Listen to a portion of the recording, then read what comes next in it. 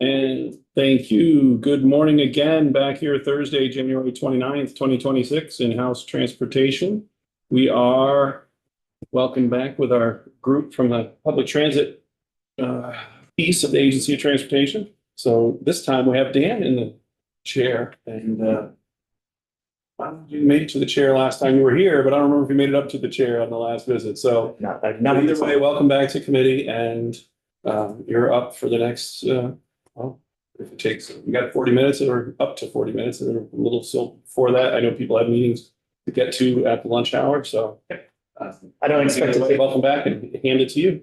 Thank you, Chairman Walker. I appreciate the time here today. For the record, I'm Dan Courier. I'm with the Vermont Agency of Transportation. I'm a public transit coordinator in our public transit section. Also online with me today is Ross McDonald. I'll just let him do his introduction real quick. Oh, sure. Thank you, Dan. Ross McDonald, Public Transit Program Manager at VTrans, and thanks for covering this for the program, Dan. Yes, thank you, Ross. I'm here today to provide testimony on Section 28 of Act 148. This is from the 2024 legislative session, just not to get confused with the Section 28 that's currently being presented here from 2025's legislative session. And so this one is focused on mobility service guides. Just a little recap of the legislation as it was passed. And so the Agency of Transportation, and I've highlighted some sections in yellow, which were sort of the key elements that we were utilizing.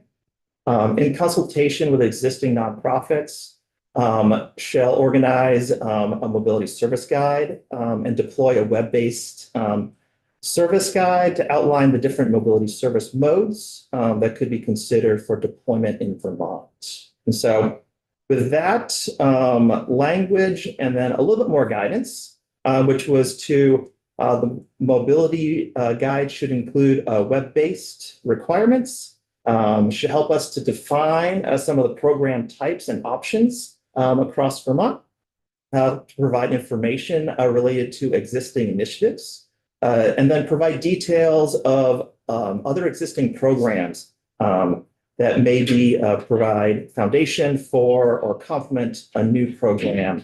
And then for each of the programs that we identify, it wanted us to also provide some details. And it's a range of costs, any service characteristics, any revenue capture options that existed, any technical assistance, and then finally, if there's any potential funding out there that these services and mobility options could be applied, could apply to start the options. So, the next series of slides is some screenshots from our guide and how it's laid out, and as well as the web link to where it can be viewed. And I did share a copy prior to this testimony with the committee. The mobility service guides really are, the tagline that we included. And by the way, the guides are still up for, revisions. If the committee or other members of the Vermont nonprofit organizations would like to make any adjustments. The community resources are to help identify transportation options to improve access. The website, we've used our existing Go Vermont program as the website for the guide. That program has a series of resource and that we have a community-based resource tab on our site, which is where this guide has been added. It's currently a PDF, and that PDF is made accessible for anyone, whether you need a screen reader assistance or so on. So, and then the guide is broken out into four main sections: active transportation, passenger transportation, ride sharing, and then public transit that also does school bus services. So, and I'll go into more details about each of those sections. So the active transportation section, and every page of the guide is outlined this way, where I've done a screenshot of the guide here on the right. And so across the top is going to be the heading of the chapter. as well as a short description of what active transportation is. And that's what the text is here. Active transportation is the service mode based on human-powered transportation and involves physical activities, including walking, cycling, wheelchair, rollerblading, and so on. And then we focused in on the service providers in Vermont that have been really focused on active transportation, from Local Motion to the Vermont Agency of Transportation Bike and Ped program. There has been some bike share in Vermont, and I've highlighted the Chittenden County Transportation Management Association for that one, because they're the Burlington-based bike share. And then Walk to Shop, which is a nonprofit operating walking efforts across Vermont. And then our Mobility Transportation Innovation Grant Program has been a source of funding for a lot of this active transportation work, which is, as you all know, is being discussed this year as well.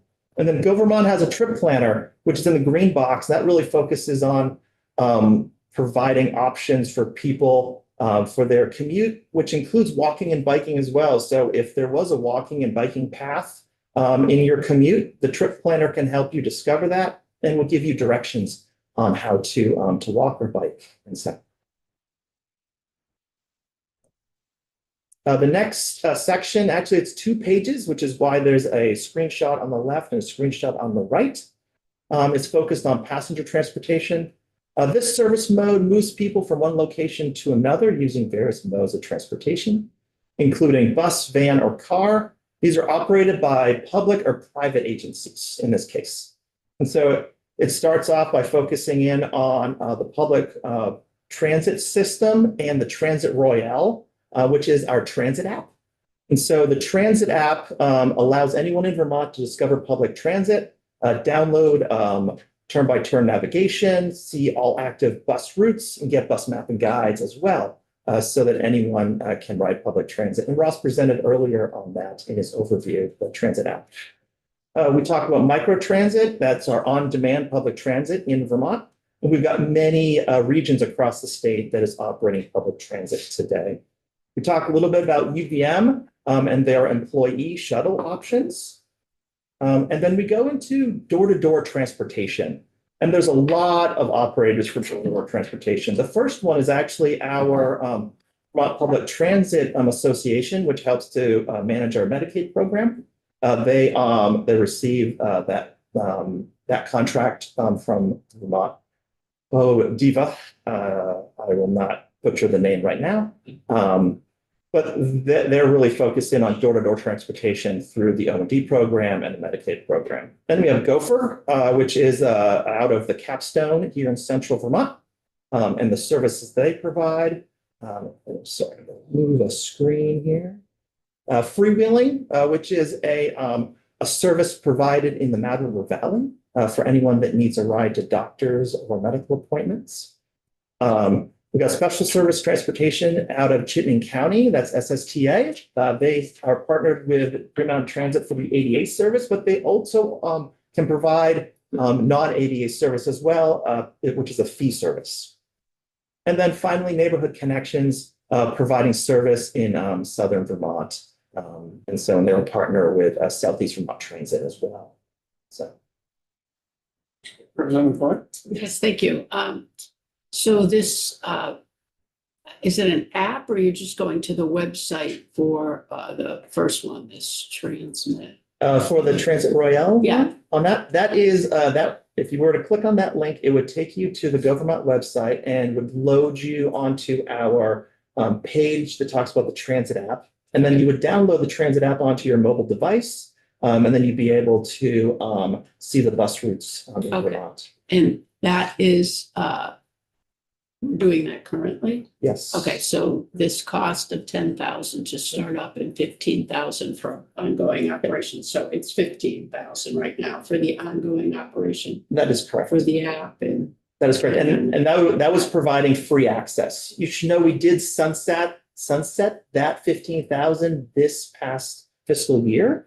We got asked whether we wanted to renew or not. We declined that renewal. The app is free for anyone to download.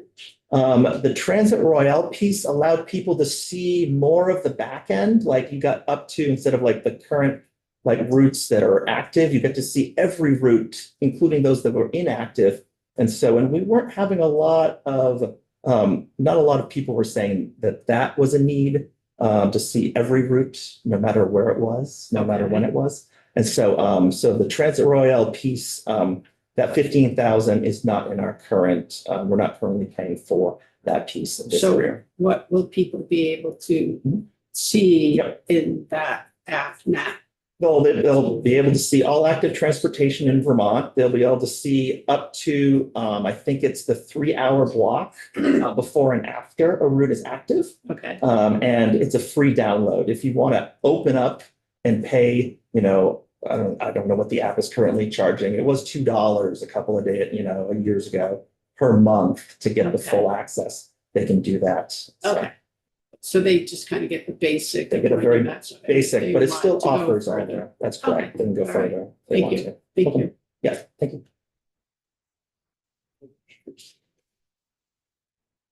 Then Brett? Um, I was gonna go back just to the, microtransit. What is happening with the, microtransit service in Montpelier? Sure. I don't know if you want to talk about that now, if you're coming in to talk at a different time, it's fine. I don't know if we are coming back, but I'm happy to at least provide some highlights of what I've been hearing. So the current microtransit service in Montpelier was shrunk. So it just serves the downtown region. And then a new fixed route bus was added back in, which was the Montpelier Back to Hospital. the hospital. That's right, which is what the Does configuration it looks serve the train station? It does. Okay. Yeah, and that's the microtransit. It still Yeah. serves out to the train station. That's correct. Yeah. And then there's a couple of legs down into Montpelier is rather long, down into Route 2, down by where the Dairy Cream is. And so, so You yeah, said it's still basically. it's still basically serving on that. Just with a little bit of. That's right. And if you want to get to the hospital, they'll bring you to the downtown transit center, and then you'll hop on the Hospital Hill bus up to the hospital or the mall or Shaw's as well. Yeah, I remember hearing that it seemed like it was, so many people were going to the hospital anyway, but it made more sense to do a fixed rate. That's Okay. correct. Yeah. And then if I may just add, during the rural transfer that we've discussed with this committee, that service will be retained by Tri-Valley Transit as the transfer continues. So microtransit will still continue to operate in Montpelier, even with the transfer. And can I ask one more question? About the Gopher, what's happening with that? Not really sure. Tri-Valley Transit is working with them to understand how they can support the service, but I can't speak on behalf of Tri-Valley. If you would like to schedule time with Jim Moulton, or I can follow up if you're interested. Okay. Great, thank you. Yeah, I'd just like to know what's happening. Absolutely. Yep. I'll have him follow up. Representative White? Thank you for this. This seems to make a lot of sense to have this all in one area. So my question, looking at the passenger transportation page. Yep. When I look at all these options, should I assume that these are all open to me? Because from hearing about different programs like Gopher and Freewheelin', I think Freewheelin' is really for seniors. And you note that, but could I use that if I'm not in the senior category? Or I guess my question is, should this page be more explicit to say this service is for these people, like Medicaid or Medicare or seniors, or are there not those parameters that I think there are? Some of these programs do have those parameters. Freewheeling has their own set of parameters. And we weren't trying to capture every nuance in that. And so having a note on this page, stating as much that, hey, currently it's serving, seniors and those with disabilities. You might be eligible as well. Visit their homepage for details. That might be helpful. Yeah, I think that'd be really helpful. Yeah. So as with the Transit Royale that we talked about, all of these other ones also have like a cost, a startup cost and an ongoing operating cost. have we already gone through the cost of all of these? And are we at the ongoing cost for all of these? Yes, we are. Okay, Yes. Okay. And so we're partnered with everyone on the page. Gopher has a partnership with Green Mountain Transit and not with V-Trans right Okay. now. And so that's the only relationship here that's a little different. Freewheeling has a small grant from us. SSTA is Green Mountain Transit's consultant. And so their costs are really part of the ADA, Complimentary Paratransit Service. So that's not really captured there. okay, And so the Neighborhood Connection is also the grantee with us. okay. So the only one really that is not ongoing is the 15,000 for the transit rail. That's correct. Okay, thank you.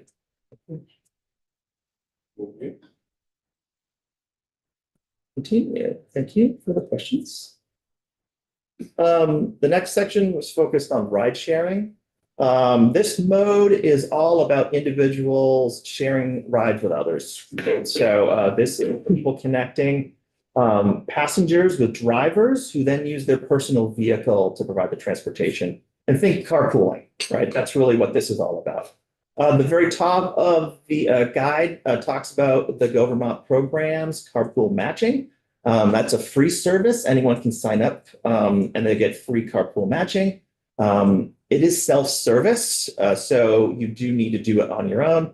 As the program, the public transit section supports this program. So if you do need help, we do have someone on call. We also have a call center that can be called if there's issues. And so that's right off the top. And then we talk about the van pool program, which is, again, it's a program that V-Trans helps to manage. We have contracted with Commute Enterprise to provide the vans. And then people at the employee do the driving and they ride as well. And there's a small amount of money that the riders pay directly to Commute Enterprise. V-Trans also covers 50% of that ongoing cost. We have a guaranteed ride home program, which is really a backstop. If anyone has an issue with one of their trips on transit, or even with the carpool or the van pool, they can use the guaranteed ride home program, which helps to reimburse up to 4 times a year, up to $70 for a cab ride, an Uber. Your friend drove you and you've got their mileage reimbursement. I mean, the scenarios are numerous. Like, how did you have to get home in an emergency? This program can help reimburse you. And then finally, we talked a little bit about Car Share of Vermont and how that's been operating. I just have one question. Who did you say that you contracted with for the van pool? Commute with Enterprise. Commute. Yeah, and by the way, it's the same Commute with Enterprise that does the car rentals. Okay. Right? But it's a different division Okay. of that Enterprise. organization. So we know. Exactly. Okay. I thought you said that. Just wanted to Yep. check. Yep. Okay, thanks. Representative Do you have a rough number of how many these van pools there are? Yes, I do. And so currently we're operating 19 van pools in Vermont. That number does go up and down seasonally. We add van pools when the winter ski season starts because the resorts use the van pool program. So we drop down to 15 or 16 during the summer and grow to 19 in the winter. And that number has fluctuated. We were down to 12 during the pandemic and we grew up to 22 right afterwards. But 19 is the average right now per month. And are there any, so this is through you and anybody, the business have to be part of it, or can it just be the employees who, you know? There is a contract that has to be signed by someone. Usually it is the employer that signs the Yeah. agreement with Commute Enterprise, but a consortium of people in theory could do it. And the Commute Enterprise does have what's called a flex van pool where riders don't need to be part of the employer to access the van pool, right? And so we've got a lot of flex scheduling these days where people work from the office 3 days and at home 2. So you can use the van pool 3 days. Someone else could then use the van pool those other days, and you don't even need to be at the same employer anymore. And so as long as the flex van pool has been started by the employer, it can open up to anyone that's along that route. And are there any employers who run van pools outside of this program? J Peak actually was our largest van pool operator outside of this program. I believe I've heard that they might be going back, but that's just, some information I've been hearing from our consultant. I'm not sure if that's accurate or not yet. It seems like there's some incentive to use this. Is there any disincentive to it that, Well, the liability coverage is constantly pointed at. So Enterprise provides all the coverage for the vehicle, including comprehension, in case of an accident. That is one of the items constantly cited as a drawback because the coverage isn't high enough. And so, additional coverage could be added by the employer, but that's not always a welcome scenario. And so sometimes that does fall, the van pools don't ultimately get created because of that. And so, but usually it's not, it's usually once it's started, it's been very successful. So. Representative Coyle was next, and then Representative White. Pasture vans. Not always. Okay. They can be. We actually try to right size the van by the number of people. We start with at least 6 people to form a van pool, and we could start them in a minivan. There's let me see, other SUVs that we use, and then we can go up to 15 passenger vans if we need to. And they can they can flex vehicles in. Okay, The main office is in Boston, so they can come up, and they've got a huge fleet down there. Okay, They can bring to great. Vermont. thank you. Representative White. Yeah, and just to clarify, is V-Trans supplying the vans or is the employer? No, Commute with Enterprise is actually providing the Okay, vans. okay. And all V-Trans is doing, so we're providing the subsidy. The employer is then providing access to their employees to sign up. Then the employees drive the vans and ride the I vans. gotcha. Okay, thank you. No, great question. Thank you. And are there any, other than having a valid driver's license, there's no other requirements? You have to have, they do, let me see, what do they call it? There's like a light DMV check done by them just to make sure that your driver's license has no violations on it. Yeah. Besides that, anyone can drive. Oh, there is an age as well. 21, 25, 26, the number is there. And so, yes. And so the bill 2 years ago said, pull all this information together and put it in a place where people can see it. Yes. Obviously, even people that are pretty heavily focused on public transit and options have lots of questions. Yes. I can see where the value of trying to put it in one place. What's the process to keep it updated moving forward after all this work? Yeah, great question. Because it will become a Go Vermont resource. The Go Vermont program each year contracts with a marketing firm, and that firm helps us to maintain our website and all of our resources. So we'll continue to rely on them to help keep track of the year-to-year changes that we want to make to these. And V-Trans once a year goes through all of our guides. We have resource guides that we provide at the county level as well about all the transportation options. And those guides are updated yearly. And this will just be part of that annual review. So.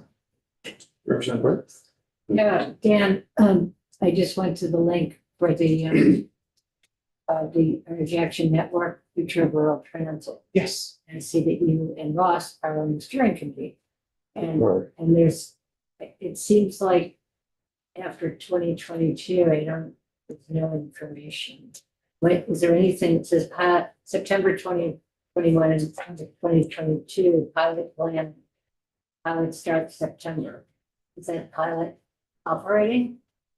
No, that pilot, they did the planning phase for that pilot and they were working with Richmond, and then there was no outcome of that pilot. Fremont Transit and the school system did not end up starting any service. So is there anything that could be picked up from that study, that work that was done? Maybe with another school district or? Absolutely. And that report's there to provide an example of work that was done, because it does have options. The report, highlights the schools that are close to public transit routes, and actually I'll just advance my slides real quick if I may.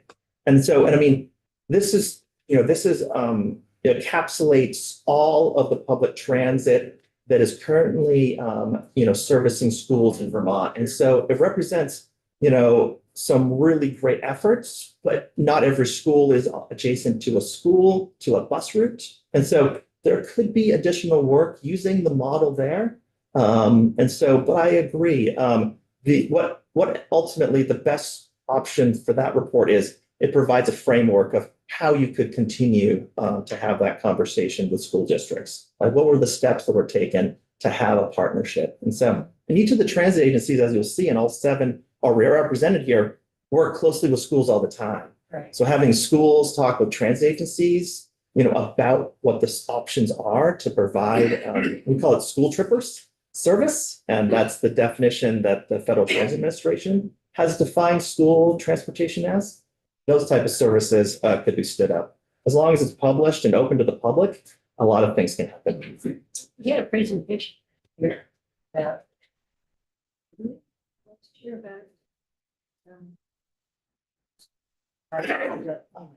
I know I was here last year as well, talking about some of Yeah, this. so anyway, I'm just interested in that, that's something I think we talked about here in the committee. That could we be more efficient with Yeah. school bus transportation And- and public transit? And just to highlight one small thing, we do have some federal requirements that do restrict public transit from providing school, like yellow school bus transportation, right? That is, truly restricted. And so if it's not public transit that's providing school access, right, it's really not where we can go for the public transit system. And so it's just a funny little caveat and federal requirement that we have to follow. And because we also don't want to step into the realm of charter service that is truly needs to be paid for. And there's some regulations, that also fall around us in providing direct service that doesn't meet the public transit requirements. And so- Thank you. Yes, thank you. And this is actually the last page of our guides. And really highlights the public transit, where you can see the relationship that public transit has with the school systems. I tried to really highlight, the school that are being served and the route that's being served. So people could find this and click on it and then discover, oh, what does that look like? And whether it's a school board, school district, the transit agency, a town, right? You can kind of see how we've grown and how we access schools with a public transit service. There's a lot of information on these.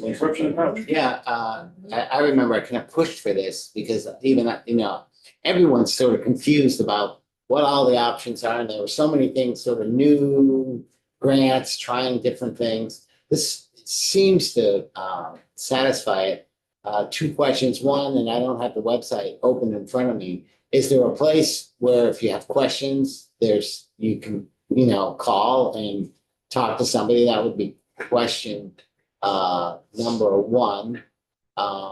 Yeah, I guess that would be my question. Great question. Yeah. And so that's one thing that Ross and I were actually talking about. It's like, okay, what's next? Right now that we've developed the guide, what should we include as like the final step, right? Is there a contact page we should add? Should we put someone's phone number on here? What's an email address? And so, we do plan to add that level of detail. So the Go Vermont program is, the main call number on our website when you visit Connecting Commuters. We'll also include the coordinators information, right? So there's different coordinators per region. We have Jeremy Whiting. He's our Go Vermont coordinator lead for this program. So he'll be on there. And then as a public transit section, will help to manage, because many of this work is directly through us anyway, right? We have relationships with all of these partners. And so we'll have to do that facilitation if someone needs a warm handoff.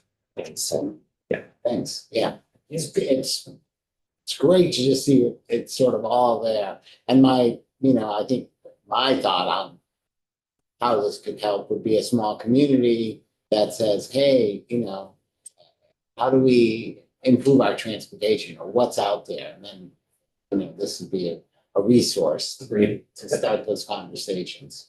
And we're also thinking that sharing the resource guide through the regional planning commissions to get it sent directly to the municipalities would be a good step as well. So that they can see firsthand the outcome of this work. And then so they can then start having those conversations as well. Representative White, then Representative Allen. Yeah, thank you for this. This is really helpful information. And Dan, I think I was chatting with you and Ross briefly last week on some language in this bill that some of us have put together, where we would require public transit to meet with schools on a semi-annual basis to just look for efficiencies like this. And I think we were aware of some of this going on, like in Chittenden County and down south and in Middlebury. It's great to kind of see it all here. And I think you all had expressed some concern about legislating these conversations to happen, to just not make things too onerous for these different entities. But, you know, maybe something as simple as requiring public transit to meet with like just high schools to kind of start there. And again, like you've got programs that are up and running, so that's great. I think I'm particularly thinking about my area, which I don't think has anything like this going on, like Mad River Valley, Waterbury. So, you know, I think the hope is that we can learn from some of these success stories and look to other parts of Vermont that have not taken advantage of these efficiencies to see if we can push them in that direction. So I guess my question to you is, you know, if we were to require that public transit meet just with high school entities to look for efficiencies, does that seem like it would be terribly onerous, or like maybe worthwhile to look towards some efficiencies like that? If I could, I'd like to pass this question over to Ross. Okay. He's, as our manager for the section. If that's okay, Chair Walker. Yes, a few things. One, we're very thankful to have had 2 years to put this together, and we needed some time last year to come back to the committee to seek some further guidance in terms of how to use, what to include and what not to.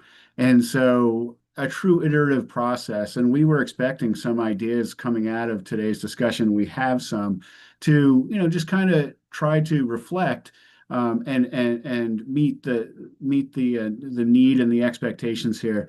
When we talk about school transportation, I did spend quite a bit of time last year with some of these committee members and Representative White included, to talk a little bit about how it's been done to date and how the limitations in place, as Dan had kind of recounted, make it a little more difficult to stand up school transportation through public transit. First and foremost, we need a public transit route that makes all the sense in the world.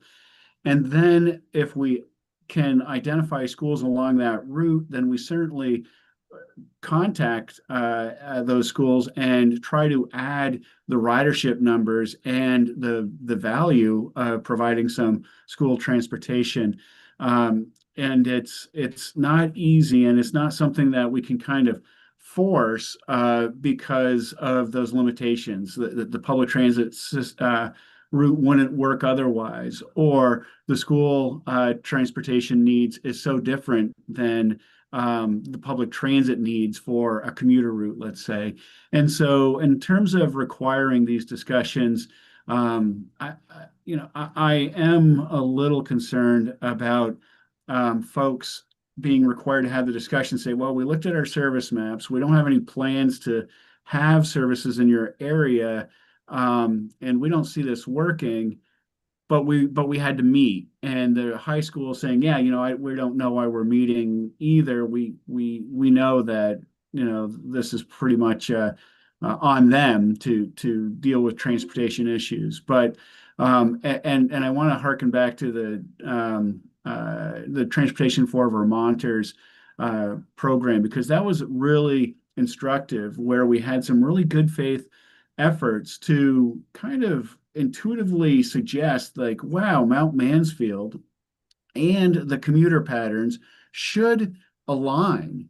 And we could work with these entities, GMT and the school systems, to come up with a route that would do more things for more people. And at the end of that study, it really showed the timing, the days of service, the costs were really prohibitive of us moving forward with, all hands on deck type of assessment. I'm thinking that most of our efforts with these types of considerations will end up in the same place, where it just didn't fit and we weren't able to check all the boxes that were necessary to get to that transit school hybrid. But it doesn't mean it can't happen.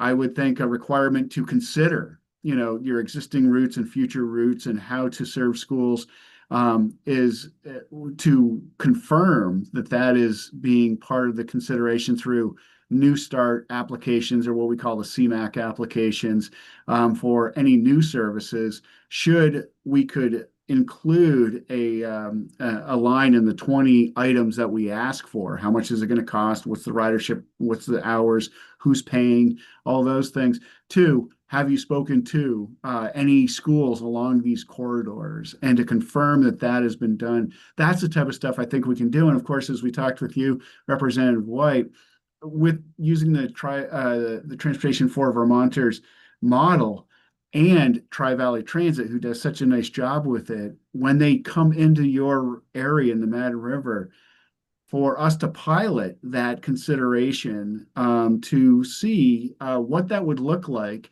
And again, just with the Mount Mansfield, with the Mad River Valley, further encapsulate and collate the information, the successes and the reasons why or why not to move forward, was something that I thought would be more meaningful as a case study, and something that we could either replicate or have a lessons learned program, rather than force folks out to these meetings. Thank you, Ross. Yeah. Was there another quick question? Because I know we got to wrap up. Yeah, Mine was kind of just more of a comment. I wanted to say thank you. I appreciate this. I think we're trying to shift from cars dominating, because it's the easiest and most convenient mode of transportation in our state. And I think this is helping to make things a little less, reducing some of the friction around these alternatives. I wanted to make a little suggestion about, in terms of bicycling and the imagery that the agency uses, and this is not, I mean this kind of globally. Could we please start to show people wearing clothes that look like they're maybe going to a job, and not just always recreational? Because I think that makes it kind of perpetuates this idea of cycling as a recreational thing, and that is a mischaracterization of how it's used these days, and I think how this committee has been the policy that has been supporting that for the last couple of years. So just a request that Yeah, we're happy to pass that on to our bike and ped program. Yeah. So thank you. Thanks.